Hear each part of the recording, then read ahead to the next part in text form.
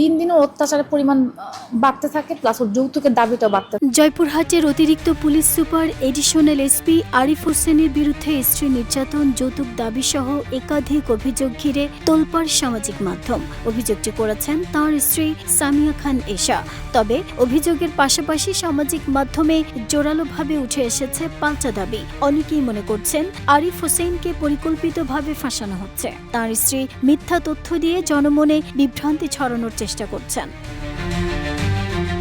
26 জুলাই রাজধানীর Bangladesh crime reporters association ক্রাইব মিলনায়তনে আয়োজিত এক সংবাদ সম্মেলনে এসা অভিযোগ করে বলেন, জয়পুরহাটের অতিরিক্ত পুলিশ সুপার আরিফ হোসেন তাঁর স্বামী। দীর্ঘদিন ধরে তাঁর স্বামী আরিফ তাকে নির্যাতন, যৌতুক দাবি এবং মানসিক নিপীড়ন করে আসছেন।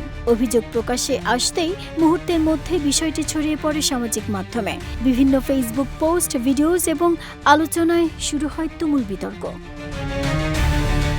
তবে ঘটনাটি নিয়ে সামাজিক মাধ্যমে দেখা গেছে মিশ্র প্রতিক্রিয়া। একটি পক্ষ বলছে অভিযোগগুলো গুরুত্বের সঙ্গে তদন্ত হওয়া উচিত এবং আইনের মাধ্যমে সত্য উদ্ঘাটন করা প্রয়োজন। নির্যাতনের শিকার একজন স্ত্রী ন্যায় বিচার চাইছেন, বিভাগের উচিত বিষয়টি গুরুত্বের সাথে দেখা।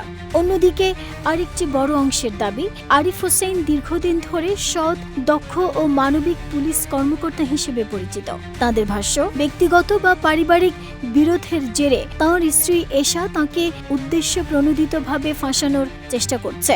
আরিফ হোসেনের মতো একজন সৎ পুলিশ কর্মকর্তাকে পরিকল্পিতভাবে হেয় করা হচ্ছে।